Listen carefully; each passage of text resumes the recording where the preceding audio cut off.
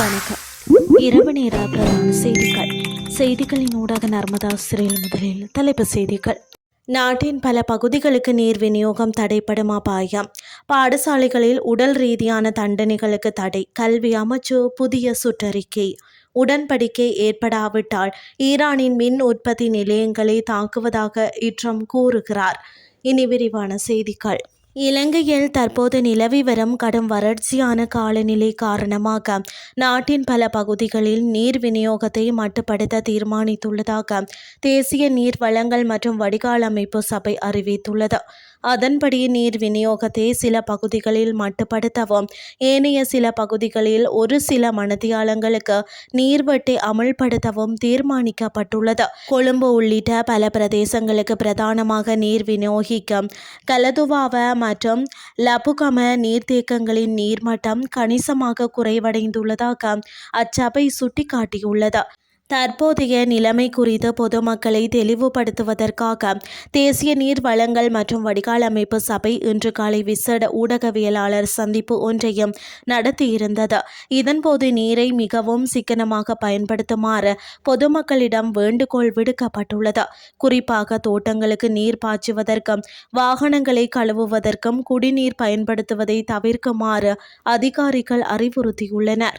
இலங்கையில் உள்ள பாடசாலைகளில் மாணவர் ஒழுக்கத்தை பேணும் போது எவ்விதமான உடல் அல்லது மன ரீதியான தண்டனைகளையும் வழங்க முடியாது என தெரிவித்த கல்வி அமைச்சு புதிய சுற்றறிக்கை ஒன்றை வெளியிட்டுள்ளது.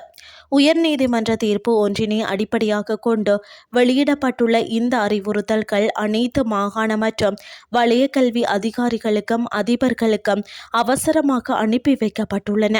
மாணவர்களின் பாதுகாப்பை உறுதிப்படுத்தும் வகையில் தண்டனை வழங்கும் முறையில் மாற்றங்களை கொண்டு வருவதே இதன் பிரதான நோக்கமாகும்.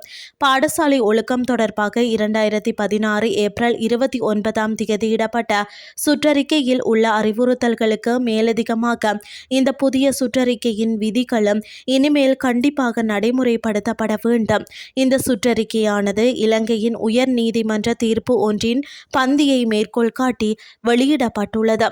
தண்டனை வழங்கும் முறையாகவோ அல்லது வேறு எந்த காரணத்திற்காகவும் எந்த ஒரு பிள்ளைகளுக்கும் உடல் ரீதியான அல்லது மன ரீதியான பாதிப்புகளை ஏற்படுத்தக்கூடாது. எந்த ஒரு மட்டத்திலும் எந்த ஒரு வடிவத்திலுமான உடல் ரீதியான தண்டனைகளை வழங்க முடியாது. இந்த விதிகளை மீறி செயல்படும் நபர்களுக்கு எதிராக சட்டத்தின் மூலம் தண்டனை வழங்கப்படும் என கல்வி அமைச்சு எச்சரித்துள்ளது.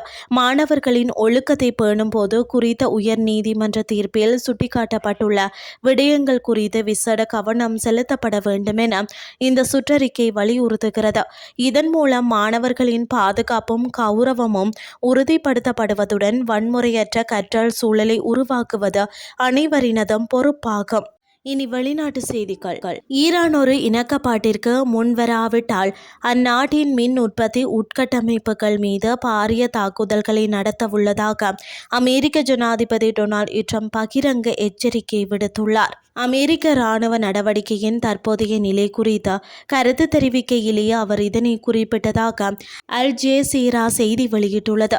அநேகமாக இந்த தாக்குதல்கள் அனைத்தும் ஒரே நேரத்தில் முன்னெடுக்கப்படும் என அவர் குறிப்பிட்டுள்ளார்.